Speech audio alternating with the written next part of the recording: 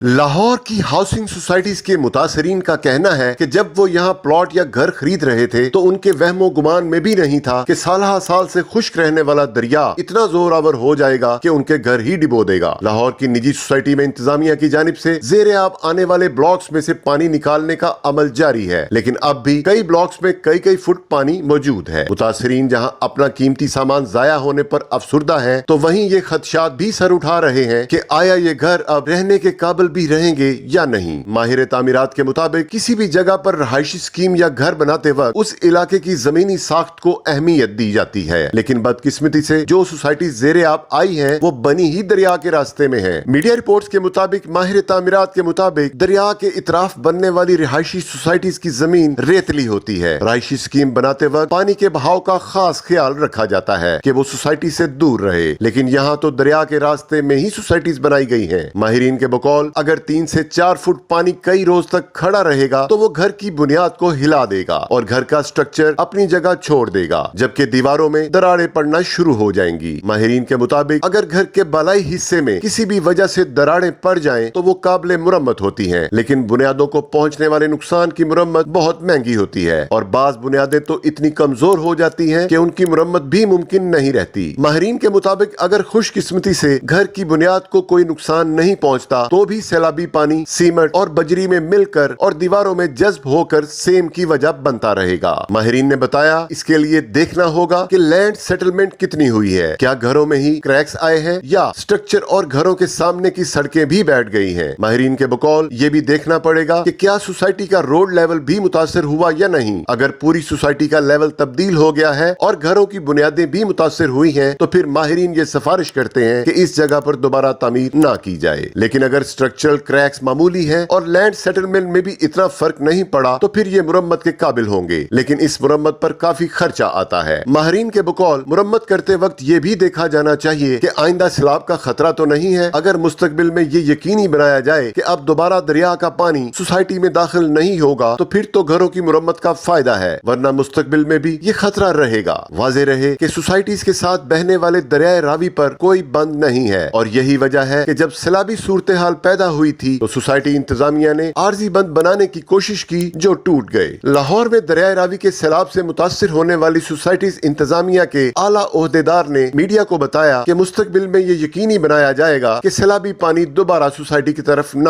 आए। मीडिया से गुफ्तगू करते हुए उन्होंने दावा किया कि ओवरसीज ब्लॉक के इतराफ बंद बनाया गया था जो पानी से महफूज रहा है, ताहम रहायशियों का इसरार है कि ओवरसीज ब्लॉक में भी सैलाबी पानी दाखिल हुआ है। उनके बकौल जिन ब्लॉक्स में पानी आया है वहाँ के कुछ इलाकों से भी पानी निकाला जा चुका है। उन्होंने दावा किया कि इंस्पेक्शन में मामूली दरारों के अलावा ज्यादा नुकसान नहीं हुआ। क्या ये ब्लॉक्स अब रहायश के काबिल रहेंगे? इस सवाल के जवाब में इंतजामिया की जानिब से घरों की तामीर के लिए कवायदो ज़वाबित मुकर्रर किए गए, जिनके तहत घरों की बुनियादों को कंक्रीट के लेंटर डालकर पहले ही मजबूत बनाया गया है। उनका कहना था कि इंतजामिया पहले ही ये वादा कर चुकी है कि जिन घरों को नुकसान पहुंचा है उनकी मुरम्मत की जाएगी। ये मामला सोशल मीडिया पर भी मौजूद बहस है और लोग घरों की बुनियादें कमजोर होने समेत दीगर खदशात का इजहार कर रहे हैं। एक सारिफ ने सवाल उठाया कि लोग इन सोसाइटीज में अब कैसे रहेंगे, अगले साल फिर सैलाब आ गया तो क्या होगा। एक और सारिफ कहते हैं कि इन घरों की पायदारी का तो इन्हें अंदाजा नहीं है, लेकिन सैलाबी पानी की बू और सेम इन घरों से जल्द खत्म होने वाली नहीं है। एक और सारिफ ने बताया कि अगर तो ये घर मजबूत बुनियादों और दरियाई जमीन को मद्देनजर रखते हुए बनाए गए हैं तो इस सूरत में इन्हें ज्यादा मसला नहीं होगा।